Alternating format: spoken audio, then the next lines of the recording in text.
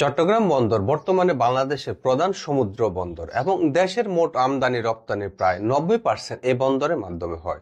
কিন্তু বর্তমান বিশ্বায়নী যুগে এবং আঞ্চলিক প্রতিযোগিতার প্রেক্ষাপটে চট্টগ্রাম বন্দরের কর্মক্ষমতা এবং দক্ষতা নিয়ে প্রশ্ন উঠছে। এই বন্দরটি সত্যিকার অর্থে কি পরিমাণ দক্ষ তা বোঝার জন্য ওকে তুলনা করা হয়েছে সমমাপের 11টি দেশের 15টি বন্দর নিয়ে।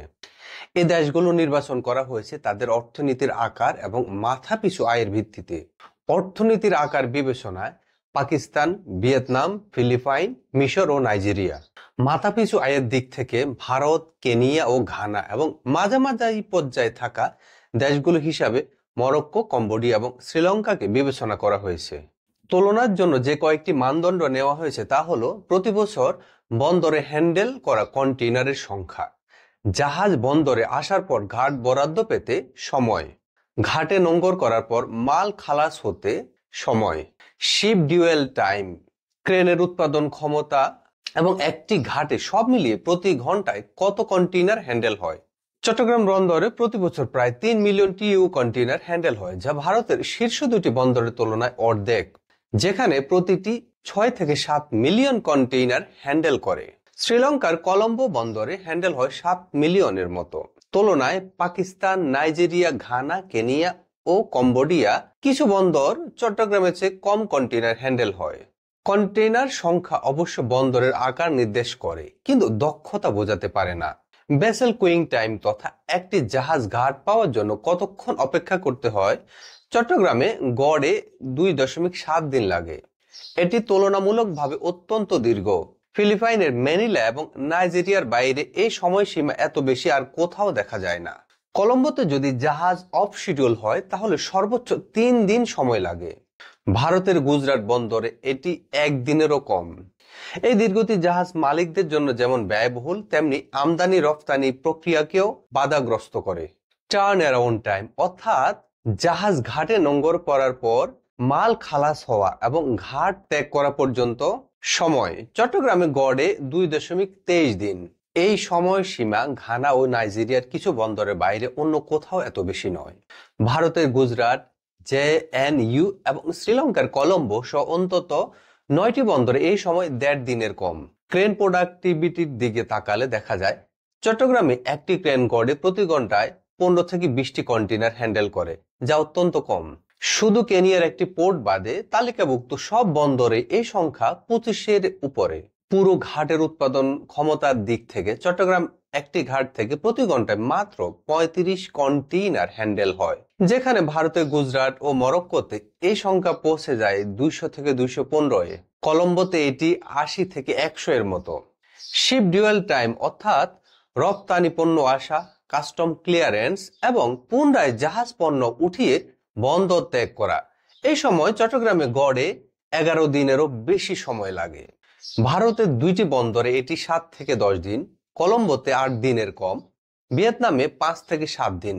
এই দীর্ঘ সময় পণ্যের গুণগত মান ক্ষতির সম্ভাবনা যেমন বাড়ায়, তেমনি বৈদেশিক ক্রেতাদের মধ্যে বাংলাদেশের প্রতি আস্থা কমিয়ে দেয়। বিশ্ব ব্যাংকের হিসাব অনুযায়ী বিশ্বের 405টি বন্দরের মধ্যে চট্টগ্রামের অবস্থান 334তম, অর্থাৎ চট্টগ্রাম বন্দর বিশ্বের সবচেয়ে অদক্ষ ও ধীরগতির বন্দরগুলোর একটি। এই ব্যর্থতা নিছক দুর্ঘটনাবশত নয়, এটি দীর্ঘদিনের অব্যবস্থাপনা, অদক্ষতা ও রাজনৈতিক হস্তক্ষেপের পর তথ্য উপাত্ত সংগ্রহে বিশ্ব ব্যাংক এবং S&P গ্লোবালের বার্ষিক প্রতিবেদন ব্যবহার করা হয়েছে। অনেক গুরুত্বপূর্ণ তথ্য S&P গ্লোবালের প্রিমিয়াম ভার্সনে বিস্তারিতভাবে পাওয়া যায়, যা সরকারের কেনা উচিত। এই ডাটাগুলো ব্যবহার করে বোঝা সম্ভব হবে চট্টগ্রাম বন্দর ঠিক কোন কোন বিষয় পিছিয়ে আছে এবং কিভাবে উন্নত করা যায়।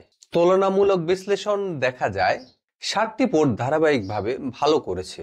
কলম্বো, মরক্কো, মিশরের 1টি করে এবং ভারত ও ভিয়েতনামের 2টি করে পোর্ট। এই বন্দরের প্রতিটিতে একাধিক বিদেশি অপারেটর সক্রিয়। এই অপারেটররা শুধুমাত্র ব্যবস্থাপনা করে না, অনেক ক্ষেত্রে টার্মিনালের মালিকানা ভোগ করে। বাংলাদেশের বেলায় এখন পর্যন্ত বিদেশি অপারেটরদের দ্বারা পরিচালনার কোনো প্রস্তাব কার্যকর করা হয়নি। যেসব পোর্ট খারাপ অবস্থানে রয়েছে তাদের অনেকগুলিতে বিদেশি অপারেটর আছে, কাজেই বিদেশি অপারেটর মানে অটোমেটিক উন্নয়ন এমনটা বলা যায় না। তবে যেসব পোর্ট একক মালিকানার, যেমন কেনিয়া, কলম্বিয়া ও ফিলিপাইনের ম্যানিলা, তাদের কর্মক্ষমতা তুলনামূলকভাবে কম, বিশেষত দক্ষিণ পূর্ব এশিয়ার অন্যান্য বন্দরের তুলনায়। এই ম্যানিলা বন্দরের অপারেটরের মালিক একজন লোকাল ব্যক্তি, যিনি বর্তমানে বিলিয়নিয়ার। ভারতের দুটি বন্দরে একাধিক বিদেশি অপারেটর রয়েছে। আদানির মতো বৃহৎ দেশীয় অপারেটরের থাকার পরেও তাদের সঙ্গে কাজ করছে বহু আন্তর্জাতিক অপারেটর। শ্রীলঙ্কার কলম্বো বন্দরে বহু বিদেশি অপারেটর সক্রিয়। এমনকি ভিয়েতনামের মতো একটি কমিউনিস্ট রাষ্ট্রও তাদের দুটি বন্দর পশ্চিমা অপারেটরদের জায়গা দিয়েছে। ফলে দেখা যায় আধুনিক বন্দরের জন্য বিদেশি অংশগ্রহণ একটি সাধারণ ও কার্যকর চর্চা। এই প্রেক্ষাপটে বাংলাদেশি বিদেশি অপারেটরদের মাধ্যমে চট্টগ্রাম বন্দর পরিচালনার প্রস্তাব উঠলে কিছু রাজনৈতিক দল তীব্র বিরোধিতা শুরু করে। তারা দাবি করে এতে করে দেশের সার্বভৌমত্ব ক্ষুণ্ণ হবে এবং বিদেশি কোম্পানি দেশটিকে বিক্রি করে দিবে। এই প্রচারণার মাধ্যমে তারা জনমনে বিভ্রান্তি সৃষ্টি করে এবং সরকারকে চাপের মুখে ফেলে। ডক্টর মোহাম্মদ ইউনূস সরকার চাইছেন বিদেশি অপারেটরের মাধ্যমে চট্টগ্রাম বন্দরে আধুনিকায়ন করতে। এতে করে দীর্ঘদিনের দুর্নীতি, অদক্ষতা ও রাজনৈতিক হস্তক্ষেপ বন্ধ হয়ে বন্দরটি আধুনিক ও প্রতিযোগিতামূলক হবে। কিন্তু রাজনৈতিক দলগুলো, যাদের বহু বছর ধরে এই বন্দরের মাধ্যমে হাজার হাজার কোটি টাকার দুর্নীতির সুযোগ হয়েছে, তারা এটা ঠেকাতে মরিয়া হয়ে সরকার বিরুদ্ধে উঠে পড়ে লেগেছে। এই দলগুলো চায় না যে বিদেশি অপারেটর এসে একটি কার্যকর, স্বচ্ছ এবং আধুনিক ব্যবস্থাপনা প্রতিষ্ঠা করুক, কারণ তাহলে তাদের অবৈধ আয় বন্ধ হয়ে যাবে। স্বাধীনতার পর থেকে চট্টগ্রাম বন্দরের উপর নির্ভর করে বাংলাদেশের ব্যবসা বাণিজ্য, আমদানি রপ্তানি এবং অর্থনীতি গড়ে উঠেছে। অথচ এই বন্দরের উপর সবচেয়ে বেশি দুর্নীতি হয়েছে। বন্দর সংক্রান্ত সিদ্ধান্তগুলো বহু বছর ধরে রাজনৈতিক স্বার্থে প্রভাবিত হয়েছে।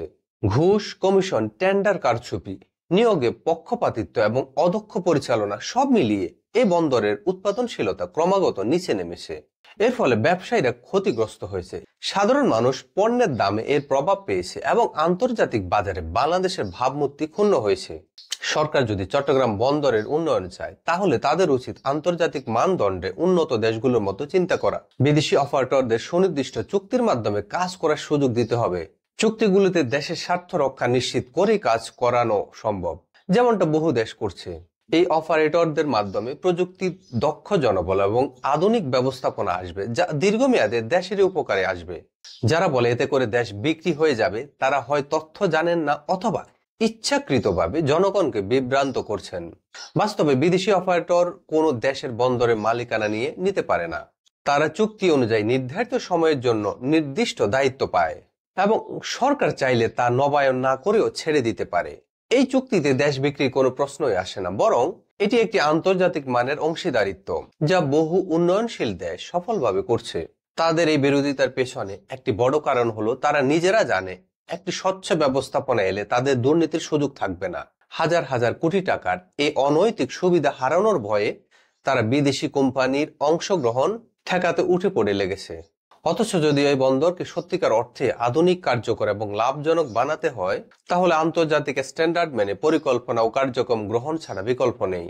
চট্টগ্রাম বন্দর আজ একটি জাতীয় গুরুত্বপূর্ণ ইস্যুতে পরিণত হয়েছে। এর উন্নয়ন কিংবা অব্যবস্থাপনা দুটি দেশের অর্থনীতির উপর সরাসরি প্রভাব ফেলে। যারা এর উন্নয়নে বাধা সৃষ্টি করছে, তারা আসলে দেশের স্বার্থ নয়, বরং নিজেদের আর্থিক স্বার্থ রক্ষা করছে। জনগণকে এই বিষয়ে সচেতন হতে হবে এবং সরকারের উচিত এই ধরনের অজুহাত ও অপপ্রচারের সামনে নতি স্বীকার না করে আন্তর্জাতিক অংশগ্রহণ নিশ্চিত করে চট্টগ্রাম বন্দরের আধুনিকায়নে এগিয়ে যাওয়া।